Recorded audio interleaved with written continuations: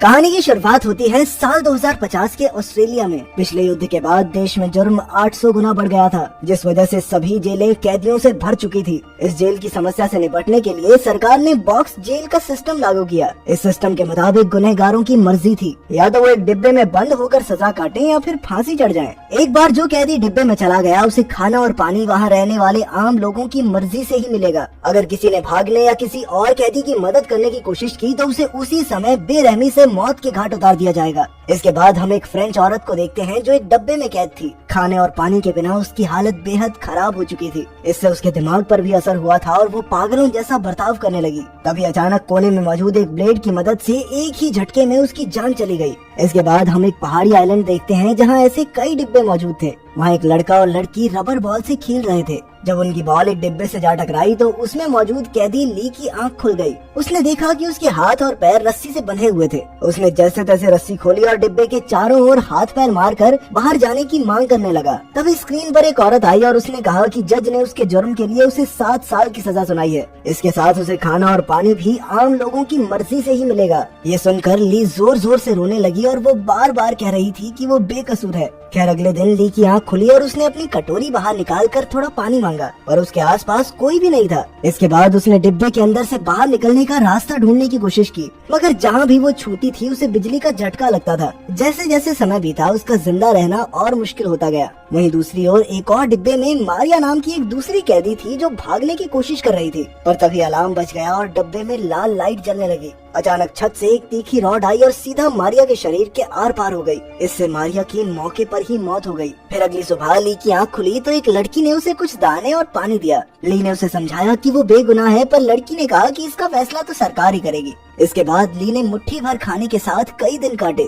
और एक दिन वो अकेलेपन से इतना तंग आ गई कि फूट फूट कर रोने लगी। उसकी जीने की तमन्ना पूरी तरह खत्म हो चुकी थी, पर वो मर भी नहीं सकती थी। वो रोते हुए चिल्लाने लगी कि आखिर उसने ऐसा क्या पाप किया था जो उसे ये सजा मिल रही है। खैर कुछ समय बाद ली ने इसे अपनी तकदीर का हिस्सा मान लिया और जैसे तैसे करके वक्त गुजारने लगी। वो अक्सर छेद से बाहर देखती रहती और फिर सो जाती। एक दिन उसने हाथ बाहर निकालकर वो रबर बॉल उठा ली। अब उसने बॉल के सहारे अपना टाइम पास करना शुरू कर दिया। खैर कुछ हफ्तों बाद एक ड्रोन उसका डिब्बा समुद्र से उठाकर एक जंगल में ले आया। इसके बाद हम एक दूसरे कैदी को देखते हैं जिसका नाम था जैक। उसे 5 साल की सजा हुई थी और वो आधी सजा काट चुका था। यहाँ 2.5 साल गुजारने के बाद उसे एहसास हुआ था कि उसे अपने कर्मों का यही फल मिलना चाहिए था। इधर एक सुबह ली के पास नीली फ्रॉक पहने एक लड़की आई। उसने ली से पूछा कि वो क्या कर रही है, तो ली ने कहा कि वो 7 साल की सजा काट रही है। लड़की ने उससे पूछा कि क्या उसने कभी विलियम शेक्सपियर की किताबें पढ़ी हैं। ली के मना करने पर लड़की ने उसे किताब पढ़ने को दी, पर ली ने किताब लेने से इनकार कर दिया क्योंकि सजा के दौरान किताबें पढ़ने की इजाजत नहीं थी।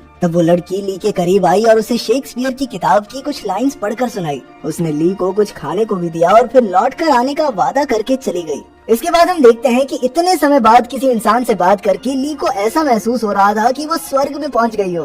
बाद में जब उसने खाने के लिए पैकेट खोला तो उसमें छोटी सी किताब मिली। ली ने कैमरा से पीट करके किताब खोली तो पता चला कि ये विलियम शेक्सपियर की किताब थी। खैर फिर उसने पानी से अपने शरीर के जख्म साफ करके गंदा पानी बाहर फेंक दिया, मगर सीसीटीवी कैमरा ने देख लिया कि वो पीने का पानी बर्बाद कर रही है और इसीलिए उसके डब्बे को फिर से समुद्र किनारे भेज दिया गया। कुछ समय बाद वही लड़की ली के डब्बे के पास आई और उसने पूछा कि वो यहाँ वापस कैसे आ गई, पर ली ने जवाब देने के बजाय पूछा कि आम लोग इसका फैसला कैसे करते हैं कि वो किसको खाना देंगे और किसको नहीं। इस पर उस लड़की ने कहा कि वो तो यूं ही हर डब्बे के पास जाती है और कैदियों से बात करती है और फिर जो अच्छा लगे उसे खाना दे देती है। उसने कहा कि वो हर कैदी तक पहुंचने की पूरी कोशिश करती है, पर कई बार खराब मौसम की वजह से उसे रुकना पड़ता है। फिर बातों बातों में ली ने कहा कि तुम मुझे मेरी छोटी बहन की याद दिलाती हो। असल में ली की छोटी बहन की मौत हो चुकी थी। खैर इस सजा के दौरान उस लड़की की दी हुई वो छोटी सी किताब ही उसके अकेलेपन का सहारा थी, जिसे वो अक्सर कैमरा से छिपाकर पढ़ती रहती। फिर कुछ दिन बाद ड्रोन ने ली को एक बार फिर से किसी नई जगह पर भेज दिया।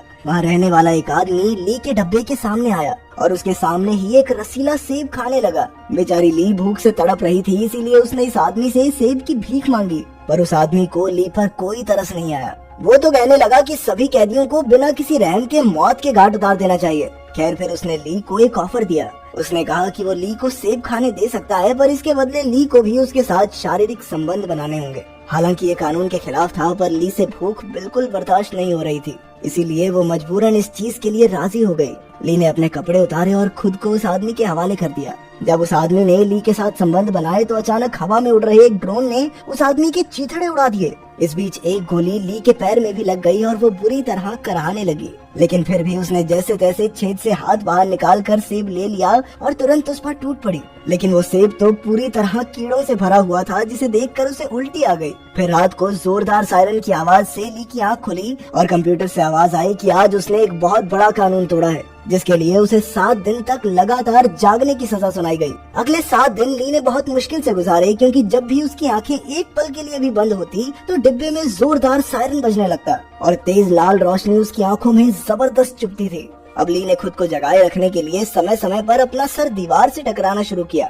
इतने समय तक ना सोने की वजह से उसे अजीबोगरीब चीजें दिखाई देने लगी, जैसे उसने देखा कि वो एक महल में आरामदायक जिंदगी जी रही है। खैर किसी तरह 7 दिन गुजरे और उसकी सजा खत्म हो गई। आखिरकार उसके दिमाग को आराम मिला और वो कई दिनों तक सोती रही। एक रात उसे पटाखों की आवाज सुनाई दी और उसने छेद से बाहर निकलकर देखा। पूरा आसमान रंग बिरंगे पटाखों से जगमगा रहा था। असल में लोग आज नए साल की खुशियां मना रहे थे। नए साल की खुशी में सरकार ने डिब्बों में सजा काट रहे कैदियों को कुछ समय बाहर निकलने की इजाजत दे दी थी, पर जिनको कानूनी मामलों में सजा मिली थी उन्हें बाहर जाने की इजाजत नहीं थी। इसीलिए बदकिस्मती से ली एक बार फिर से अंदर ही घुट कर रह गई। फिर एक दिन एक बूढ़ी औरत उसके डिब्बे के पास आई और उससे बातें करने लगी। उस औरत ने बताया कि वो खुद भी इन डिब्बों में 15 साल सजा काट चुकी है। उसके उसी बुरे वक्त ने उसे एक मजबूत इंसान बना दिया। फिर बूढ़ी औरत ने ली की तरफ एक ब्लेड फेंका और वहाँ से चली गई।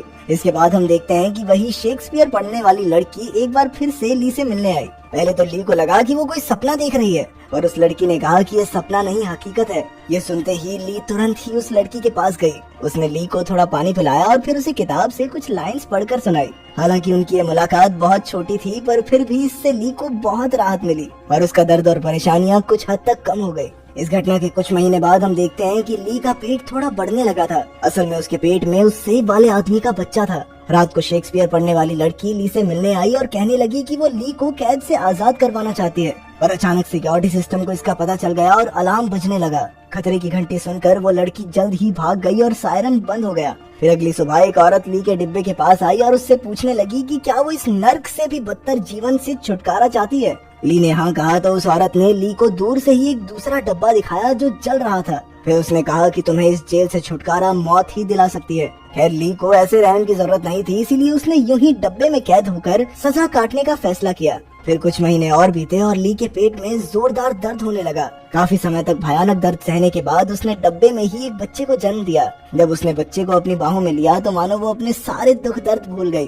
पर उसकी खुशी ज्यादा देर तक नहीं टिकी, क्योंकि सिक्योरिटी सिस्टम को पता चल गया कि वहाँ ली के अलावा कोई और भी है। फिर डब्बे में एक गैस छोड़ दी गई, जिससे ली बेहोश हो गई और जब उसकी आंखें खुली तो बच्चा गायब हो चुका था। ये देखकर वो पागलों की तरह रोने लगी और चिल्ला चिल्ला कर उसने अपना बच्चा वापस मांगा, पर उसकी गुहार सुनने वाला वहाँ कोई नहीं था। कुछ समय बाद ली के डब्बे से समुद्र की जोरदार लहरें टकराने लगी और तो और भयंकर बारिश की वजह से उसके डब्बे में पानी भी भर गया। ली ठंड से कांप रही थी और जल्द ही पानी की वजह से सिक्योरिटी सिस्टम भी खराब हो गया। इसी कारण वो ली को भी डब्बे के बाहर का कोई इंसान समझने लगा। जब सरकार के ऑफिसर्स को ये खबर मिली तो उन्होंने ली को आखिरी चेतावनी देकर कहा कि अगर ये बाहर का इंसान डब्बे से बाहर नहीं निकला तो उसे जल्द ही मार दिया जाएगा। वहीं बेचारी ली बढ़ते पानी में डूब रही थी। जल्द ही ली को दिया हुआ समय खत्म हो गया और एक ड्रोन उसका डब्बा उठाकर सजा के लिए ले जाने लगा, पर रास्ते में ड्रोन पर जोरदार बिजली गिरी और ली का डब्बा समुद्र में जा गिरा। अंत में हम देखते हैं कि कुछ आम लोग समुद्र किनारे खेल रहे थे। कुछ देर बाद उन्हें एक डब्बा बहता हुआ दिखाई दिया जो किनारे पर आकर रुक गया और साथ ही ली भी उसके साथ बहते हुए वहाँ पर आ रुकी, पर वो उसकी मदद ना करते हुए उसे उसी हालत में छोड़कर वहाँ से चले गए। जिसके बाद स्क्रीन खाली हो गई और कहानी अजीबोगरीब तरीके से खत्म।